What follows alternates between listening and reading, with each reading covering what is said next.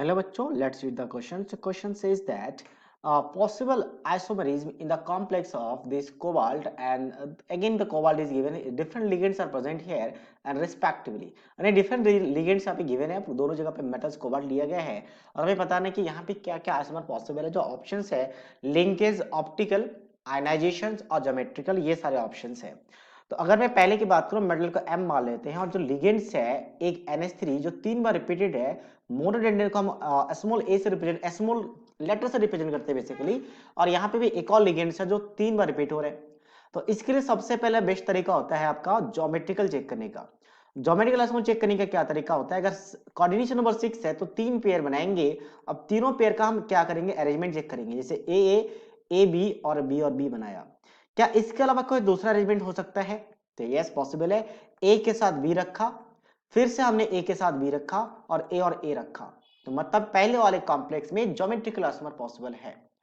Optical isomer की बात करें तो ऑप्टिकल आइसोमर के लिए यस ओपी लिख सकते हैं, ऑप्टिकल आइसोमर ओआई।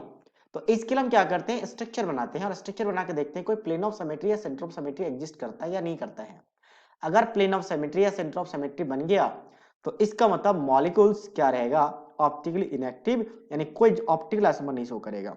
जैसे इस वाले केस की बात करें तो इसको मैं अगर ऐसे कट कर दूं एज ए स्लाइस के फॉर्म में, तो चारों एटम कट हो जाएंगे और बी एक दूसरे का क्या बनाएगा, मिरर इमेज बनाएगा। मतलब यहाँ पे प्लेन ऑफ सिमेट्री एग्जिस्ट कर रहे हैं, और अगर प्लेन ऑफ सिमेट्री एग्जिस्ट कर रहे हैं इसका मतलब ये ऑप्टिकल आइसोमर शो नहीं करेगा। पहले वाले कंपाउंड की बात कर रहे हैं। नेक्स्ट हम बात करेंगे इसके अलावा क्या होता है आपके पास, आयनाइजेशन और लिंकेज, दो बचे हैं।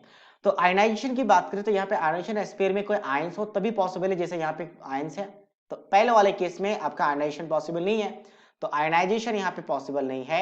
सच तो आयन लिख देता हूं मैं, यहाँ पे पॉसिबल नहीं है। लिंकेज की बात करते हैं एल आई एंग, ठीक है हम पूरा फुल ही लिख लेते हैं लिंकेज।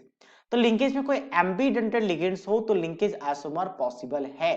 जैसे NO2 एक एम्बीडेंटेड लिगेंड्स है, और NO2 अगर एम्बीडेंटेड लिगेंड्स है तो वो क्या करती है, मेटल को, हो सकता है नाइट्रोजन अपना खुद लॉन पे डोनेट करे या नाइट्रोजन की जगह पे ऑक्सीजन भी अपना लॉन पे डोनेट कर सकती है। तो ऐसा आइसोमर को कहते हैं लिंकेज आइसोमर, क्योंकि लिंक क्या है, डिफरेंट है दोनों जगह पे। तो इसका मतलब इस वाले में लिंकेज आइसोमर पॉसिबल है। तो पहले वाले में ज्योमेट्रिकल है, लिंकेज पॉसिबल है। अब सेकंड की बात करते हैं। तो सेकंड वाले को लिखा जा सकता है MA, ए क्या है 5 टाइम्स रिपीटेड है तो A 5 टाइम्स हो गया और B एक ही टाइम्स है। ठीक है, तो ज्योमेट्रिकल के लिए अगर हम चेक करें अरेंजमेंट, तो ज्योमेट्रिकल में ए के साथ बी को रखा और फिर ए और फिर ए और ए, क्योंकि ए 5 है। क्या हम दूसरा अरेंजमेंट बना सकते हैं? ऑब्वियसली नहीं, क्योंकि अगर बी को हम इसके साथ किसी भी ए के साथ रखें तो ए भी बन जाएगा, तो मतलब सेम बन चुका है, तो ज्योमेट्रिकल पॉसिबल नहीं है।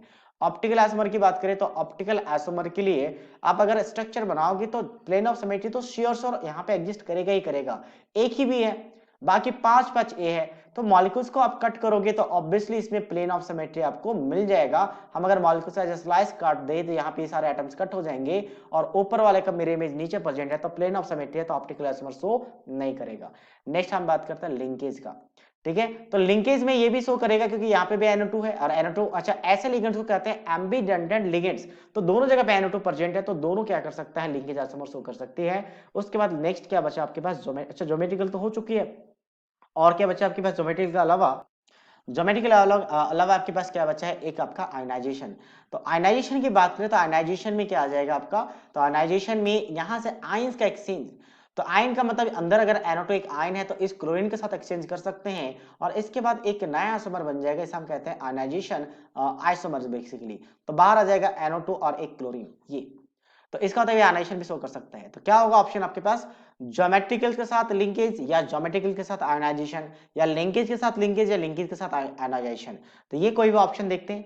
लिंकेज के साथ ऑप्टिकल लिंक रिस्पेक्टिवली, ये ध्यान रखिए। ज्योमेट्रिकल के साथ लिंकेज, यस ज्योमेट्रिकल के साथ लिंकेज पॉसिबल है रिस्पेक्टिवली में। ऑप नहीं, पहला तो ऑप्टिकल शो ही नहीं करेगा।